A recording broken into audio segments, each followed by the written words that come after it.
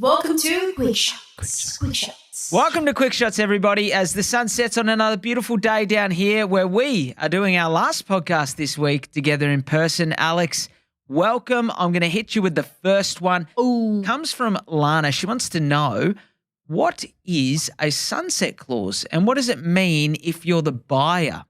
Ah, very good question. A nice little drop there on the intro, knowing the first question there, Cuzzy. Okay, so the sunset date, basically, it sounds perfect. Sunset date. It is the date at which, at some point your contract has got a sunset. So basically, if you've signed a contract and that block of land or that apartment you've bought off the plan has not been delivered, don't worry, you are not locked into that agreement forever in perpetuity. You are locked in effectively till the sunset date, or the developer is also locked in till the sunset date. So it's really important time to be talking about it now, because if you bought a block maybe 12, 18 months ago of land, or maybe even apartment, especially with these construction costs going up, you want to check on your contract when your sunset date is. And typically it'll be sort of like 18 to 24 months from when you signed the agreement. So once the sunset date hits, you and or the vendor or the developer can terminate that contract. Now, if you paid a deposit, you can get it back. Basically, when the sun sets on that agreement, either parties can get out of it.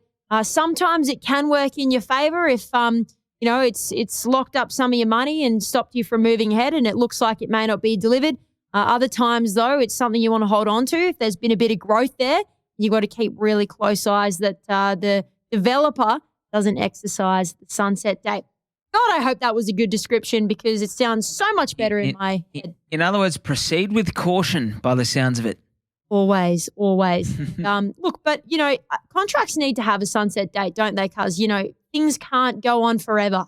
No, I think it's in both parties' interests. All right, what do you got for me? Oh, Benny's asked us this one, and it's pretty good. I also would like to get your headspace around this one, because I'm actually thinking about it myself at the moment. My interest rate it has just come off its fixed term. Okay. What do I do? What do me and Benny do? Okay, so first of all, it's a question of, is it interest only or is it principal and interest? If it's interest only on an investment loan, you should try and get another interest only period. If you are doing that, I would suggest that you try and get a fresh 30-year loan term as well. Because what a lot of people miss is that a 5-year interest only loan can run for the first 5 years of a 30-year mortgage. If you just extend that interest-only period, it means that it just keeps going into the 30 years, and you could get to the end of 10 years and have only 20 years to repay the full loan. So make sure that you check that little thing. In terms of fixing rates, I don't know that it's a good time to be doing that from an investment loan perspective, because the rate is still quite high. For owner-occupied loans, though, I personally think it's a good time be fixing your loan. Obviously, get the options of variable and fixed, but I think if you're saving 0.5% to fix the loan, I think you're doing really well in this environment. If you're saving 0.2, 0.3, then it's probably worth considering as well. Kaz, you got a different or similar view? Look, I mean, it's a good one, because I'm honestly rolling it over in my head at the moment. I think just look at the numbers and look at the difference. Sometimes it's really not that much. You're right, comparing principal and interest to interest only is a huge difference. So do check that. Also, if you have been on interest only and you fixed interest rates coming off, that they're not rolling you into principal and interest, because that will make a very big difference. So just do the numbers, Control, Alt, and formula. And speak to your broker, Benny, as well. They'll no doubt be well prepared to go into bat for you. Alex, I'll let you finish on this one. It's from Shona. She wants to know, how often should I be emailing, phone calling, communicating with my property manager? Oh, that's one I've never been asked before. Assuming she's not the tenant too. I'm every property manager's dream, as it's not.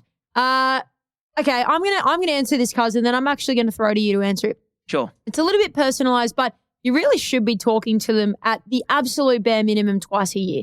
That is my belief. You should be getting your statements monthly anyway, so they'll be in your inbox and perhaps front of mind for even a couple of minutes a month.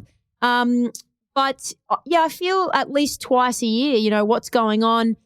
You should be looking at renewing your lease anyway and having that conversation with them about bumping up your rent, especially in this market. So if only to have a chat to them, that's what I would be doing. But some properties, I look at my portfolio and some of my property managers I just talk to more than others by default. But I do talk to all of them at least twice a year. Are you different, cuz? Because you're a little bit more down the line than me sometimes. No, I think it's great when you're first starting out. The property manager is going to call you and introduce themselves. I think it's a great idea just to let them know how you like to communicate. I'm a phone person, so I sort of say, look, pick up the phone and call me if there's anything that you need me to act on straight away. I think it is a good idea to speak to them at least twice a year. I agree with that one. Maybe even 3 or 4 times if you're particularly concerned. But I think, hey, at least once a year, just pick them up and give them a bit of a no-reason call. Good to have a relationship anyway. And then hopefully you're not hearing from them too often throughout the year. So it probably isn't a good thing. But no, I think at least a couple of times a year, that's sage advice there. Because thank you. I thought there was going to be a little bit of a kicker at the end. That's why there was a pause. I was thinking, sage advice. Here we go. What's he going to say now? It's just a little kick in the teeth. Little drive-by. Exactly. No such thing as a little drive-by. Thanks for hosting me in your wonderful studio for this week. I'm going to miss this. We had a beautiful coffee together next week, and you're off to Adelaide tomorrow, so won't be able to do it again. Thank you, everyone, for listening. Thanks to Alex for hosting.